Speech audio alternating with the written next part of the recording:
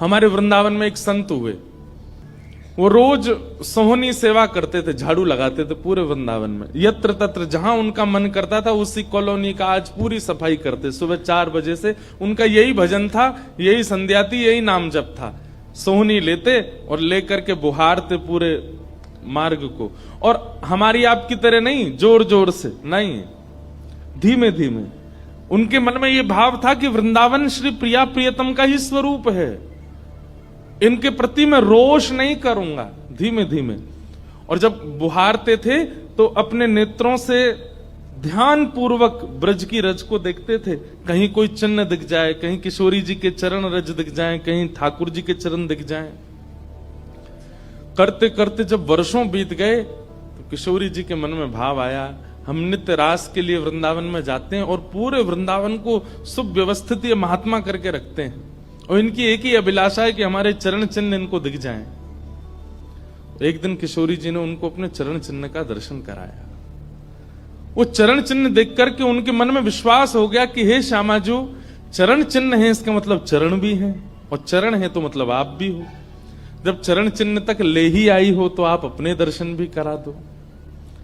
अब अगली उनकी स्थिति हो गई कि अब चरण चिन्ह नहीं, अब तो प्रत्यक्ष किशोरी जी को देखना है। लेकिन हमारे ब्रज की एक परंपरा है कि जब तक किशोरी जी की सखियां अनुमति नहीं देंगी ना, तब तक किशोरी जी के दर्शन नहीं हो सकते। लेकिन किशोरी जी तो चाहती हैं कि उनको दर्शन दें। तो एक दिन किशोरी जी ने रास करते करते अपना नूपुर वहीं छोड़ दिया, और नूपुर छोड़ करके किशोरी जी निकुंज में चली गई।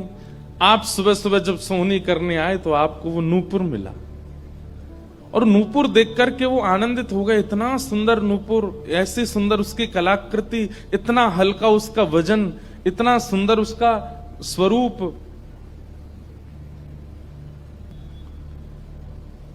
आपके मन में भाव आया कि कोई बड़े घर की लाली होगी, उसका रह गया होगा, मैं रख लेता हूं, कभी कोई मिलेगा मांगने आएगा कि भाई हमारा नूपुर दो तो मैं दे दूंगा। आपने वो नूपुर अपने पास रख लिया। नूपुर से दर्शन किशोरी जी ने कईयों को कराए। इसलिए वृंदावन में जब चला कीजिए ना, बहुत ध्यान पूर्वक देखते हुए पृथ्वी को चला कीजिए, क्या पता क्या मिल जाए। सूरदास जी को भी नूपुर से ही दर्शन हुए किशोरी जी के, और आज इन महापुरुष को भी हो रहे हैं। मुझे नाम स्मृति में नहीं आ रहा है, शायद संभवतः श्याम चरण दास जी नाम था। तो नूपुर को अपने पास रख लिया। किशोरी जी का नियम है कि जब रास में जाती हैं तो सब सखियां उनका श्रृंगार करती हैं, और एक एक श्रृंगार जो उन्होंने धारण किया है वो लिख लेती हैं। कानन में कुंडल पहने हैं, गले में ये हार पहना है, उसके ऊपर मोतिन की माला पहनी है, फिर गुंजा माला पहनी है, फिर नवलखा के हार पहने हैं, हाथन में इतने कड़ूला पहने हैं, पैरन में पाजे। क्यों? बोले रास में श्याम सुंदर आते हैं, पता ना काचोरी करके भाग जाए। अगर एक कम रह जाए तो फिर ठाकुर जी की शामत कहां है, हमारी श्री जी का श्रृंगार बताओ। इसलिए सब सखियां जो हैं किशोरी जी के सिर से लेकर नख तक एक एक श्रृंगार को लिख लेती हैं पहले, रास में भेजने से पहले। और फिर रास में आने के बाद, रास से आने के बाद फिर सब सखियां एक एक श्रृंगार, एक बोलेगी हाँ भाई कानन में ये कुंडल है, सिर पर ऐसा सुंदर वो है, गले में ऐसी माला है, हाथन में कड़ूला, पामन में ये 2 पाजेब हैं, सब गिनती करो। और एक एक करके उतारती जाती है सखियां। आज किशोरी जी के चरणों का एक नूपुर नहीं है। शाखा आदि बोली, हे श्यामाजू आपका एक नूपुर कहां गया? बोले अरे मो तो पतो ना है, सके नृत्य करते करते रह गए हो वृंदावन में। ललिता विशाखा बोली, स्वर्ग के इंद्र के हाथी के दांतों से बना हुआ नूपुर है वो, सामान्य नूपुर नहीं है। आपके ऊपर तो कोटि कोटि ब्रह्मांड वारी वारी जाते हैं किशोरी जी, पर वो नूपुर ठाकुर जी ने आपको भेंट किए हैं, बड़े बहुमूल्य नूपुर हैं। अब किशोरी जी बोली, मोह ना पता कहां रह गए होगो कहीं पे। किशोरी जी तो मन बना चुकी है ना, दर्शन देना है उनको। तो ललिता विशाखा ने विचार किया कि हम ही जाती हैं, ढूंढ के आती हैं निकुंज में, कहां है वृंदावन में। बोले अपने रूप में तो नहीं जाएंगी, तो एक वृद्धा का रूप धारण किया, एक वृद्ध मैया का रूप धारण करके ललिता विशाखा गई और वृंदावन में ढूंढने लगी नूपुर कहां है। तभी ढूंढते ढूंढते वो महाराज जी सोहनी कर रहे थे, उनके सामने पहुंची। अरे बाबा, हमारी लाली आई सवेरे सवेरे यहां पे और बाकी पाम को एक नूपुर रह गयो, तेने देखो। बाबा बोले तुम कौन हो रही? बोले हम पास के गांव की रहवारी, हमारी बहू है वो और या की लाली है वो, जाको नूपुर रह गयो है। बाबा बोले मैं कैसे पहचान जाऊं कि तुम्हारी ही लाली का नूपुर है? भाई मनचले लोग हैं, बहुमूल्य वस्तु किसी पे देखते हैं तो सब अपना अपना बताते हैं, मैं कैसे मानूं कि तुम्हारा नूपुर है? अरे बाबा हम कह रहे हैं तुम थे। बोले कहवे को अभी मैंने तो नूपुर, मैं तो असमंजस में पड़ जाऊंगा कि मैंने गलत आदमी दे दियो। बाबा फिर कैसे मानेगो? बोले एक नूपुर मेरे पास है, एक नूपुर तुम्हारी बहू ने ही पहन रखो होगो, वाकू ले आओ और यहां लाकर के मुझे पहले नूपुर की पहचान करा तो मैं दूसरा दे दूंगा। ललिता विशाखा बोली बड़ो चतुर बाबा है, श्री जी को बुला रहा है। अरे बाबा तो शर्म ना आवे, ऐसी घर की बहू बेटी ने हम तेरे पास लेके आवेंगे? बाबा बोले तो फिर चले जाओ, तुम पे भैया खूब धन धान्य, दूसरों ऊपर बनवा लियो, जे मुंह पे ही रहने दो। ललिता विशाखा बड़ी चिंता में लौट करके आई तो किशोरी जी बोली क्या बात है, आप इतनी चिंतित क्यों? बोले एक बाबा है, बाने आपको नूपुर धल लियो, यूं कह रहा है कि पहले जिनके पास एक नूपुर है उनको लेके आओ तब दूसरा दूंगो। तो श्री जी बोली इसमें क्या देर है, फिर ले चलो, चलते हैं ना। विशाखा जी समझ गई, बोले हे ललिता जी ये सब लीला किशोरी जी कर रही हैं, इनको दर्शन देना है उनको, और हमसे और आपसे स्पष्ट कह नहीं सकती, क्योंकि हम तो फिर सबको परखने लगती है ना कि इसमें कोई दोष तो नहीं, इसमें क्या गुण है। इसलिए किशोरी जी सीधे हमसे नहीं बोल करके और ये लीला कर रही हैं, इनको ले चलो। और किशोरी जी आई वृंदावन और महात्मा सोहनी कर रहे थे और सामने से जैसे ही किशोरी जी को आते हुए देखा, बाबा ले हमारी बहू आ गई, अब नूपुर दे दे, देख या को नूपुर भी वैसा ही है। बाबा बोले मेरी आंख की कमजोर है ने, दूर से दिखना रही, पास लाके हाथ से स्पर्श कराओ। ललिता विशाखा बोली बाबा तो शर्म ना आ रही अपनी बहू को स्पर्श करा में? तो बोले चरण स्पर्श करावे में कहा देर, ले आओ। किशोरी जी समीप गई, जैसी चरण स्पर्श किए अपने हाथों से नूपुर पहना करके लिपट गए चरणों से। हे किशोरी जी, हे श्यामाजू, अब कृपा करो, मैं जानू ना तो ये दोनों कोई बूढ़ी मैया हैं और ना आप इनकी बहू, आप साक्षात किशोरी और ये ललिता विशाखा है, अब मुंह पे कृपा करो। तो किशोरी जी ने उसी नूपुर से उन महात्मा के सिर पर एक चिन्ह बना दिया, अपने नूपुर का ही चिन्ह बना दिया और कहा बाबा अब जीवन भर ये छाप आपके मस्तक पर ही रहेगी, मेरे नूपुर की छाप। उन महात्मा के मस्तिष्क पर जैसे हमारे तिलक दिखता है, ऐसे प्रत्यक्ष नूपुर की छाप प्रत्यक्ष सबको दिखने लगी। अब ये तो थी उनके ऊपर कृपा, लेकिन इससे क्या हुआ कि वे महात्मा लौट करके जब अपने आश्रम आए तो उनके गुरुजी ने जब उनके माथे पर देखा तो वो बोले ए तुमने अपने गुरु के द्वारा दिया हुआ चिन्ह बदल दिया, हमने जो तुमको तिलक दिया तुम वो क्यों नहीं लगाते, ये क्या लगाए घूम रहे हो? तो हाथ जोड़ के निवेदन किया गुरुजी ये कोई तिलक नहीं है, ये कोई चिन्ह नहीं है, ये तो मेरी किशोरी जी ने कृपा करके अपने नूपुर का चिन्ह मुझे दे दिया है। तो गुरुदेव बोले हाँ तू बहुत बड़ा भक्त है ना, किशोरी जी आकर के तुझको चिन्ह देंगी।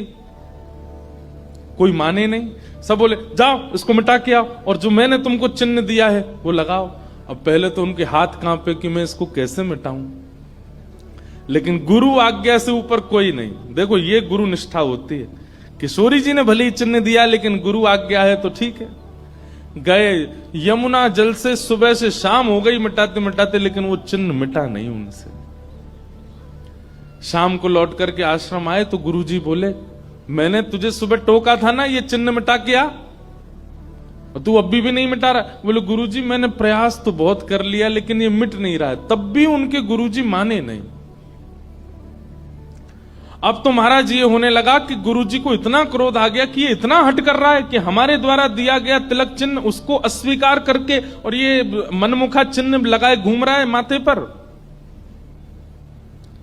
गुरुजी ने सब अपने परिकर के लोगों को बैठा करके पंचायत करी आश्रम में, बोले इसको निकालो।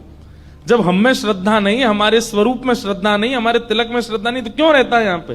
वो रोते रोते बोले गुरुजी मैं सत्य बोल रहा हूं, ये किशोरी जी ने चिन्ह दिया है और मैं खूब प्रयास कर रहा हूं। नहीं तो आप प्रयास कर लीजिए, ये मिट नहीं रहा है। अच्छा, अब हमसे चाहता है कि हम तेरे माथे को छू करके मिटाएं? नहीं माने।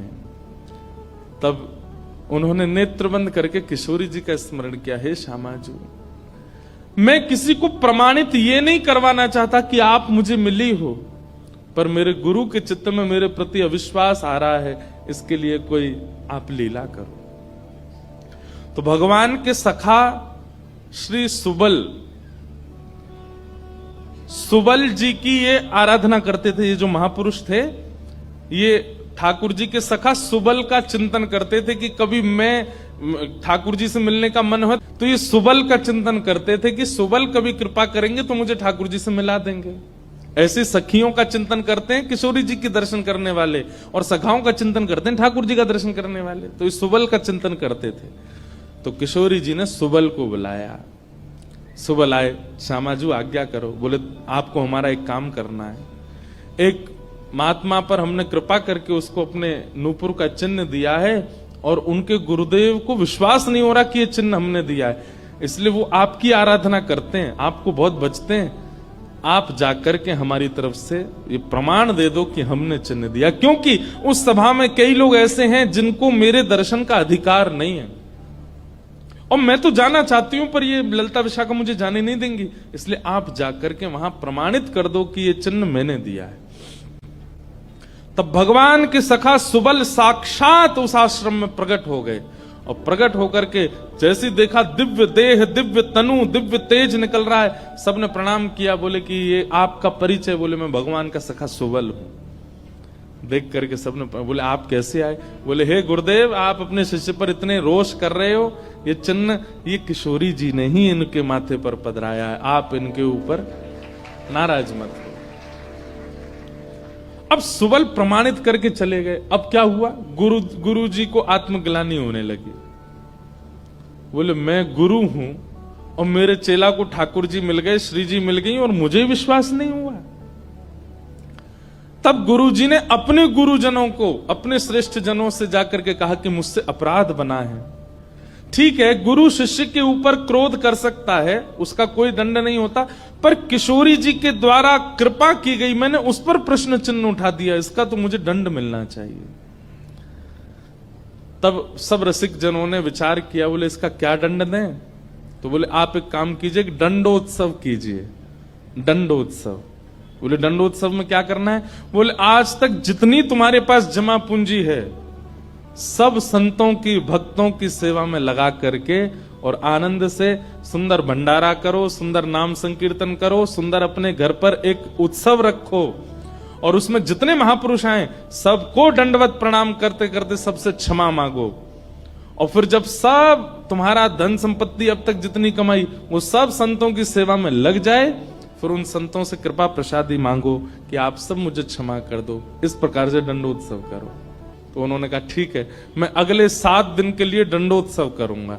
ब्रज में जितने भी संत आवेंगे, ब्रज की सीमा पर खड़े होकर के सबको माला पहना करके सबको सत्कार के साथ लाया जाए। आश्रम में उनकी रहने की सुंदर व्यवस्था, प्रसाद की व्यवस्था और नाम संकीर्तन अखंड चले 24 घंटा 7 दिन तक, और खूब भंडारा चले और जितने महापुरुष आए सबसे क्षमा मांगनी। तो जब ये दंडोत्सव का बात हुई तो गुरु जी ने दंडोत्सव लिया और चेला बेचारे जिनको किशोरी जी ने चिन्ह दिया था वो मन में सोचने लगे ये क्या हो रहा है, मेरे कारण मेरे गुरु जी को दंडोत्सव करना पड़ रहा है। तो उन्होंने अपने गुरुदेव के सामने प्रणाम करते हुए अपनी झोली फैला के कहा, गुरु जी मुझे एक भिक्षा दे दो। तो क्या चाहिए? बोले जो दंडोत्सव आप करना चाह रहे हैं वो मुझे करने दीजिए। आप विराजिए, आपकी जगह मैं करूंगा, मैं शिष्य हूं आपका। तो बोले नहीं नहीं, अपराध हमने किया तो तुम क्यों करोगे? बोले गुरुजी बस यही कृपा चाहिए। तब बड़े संतों ने मिलकर के सबने कहा कि भाई देखो शिष्य कर सकता है, अगर इनकी इच्छा है तो ये करने दो। तो फिर गुरुजी का दंडोत्सव उन्होंने ही किया जिनको चिन्न किशोरी जी ने प्रदान किया था, दंडोत्सव मनाया।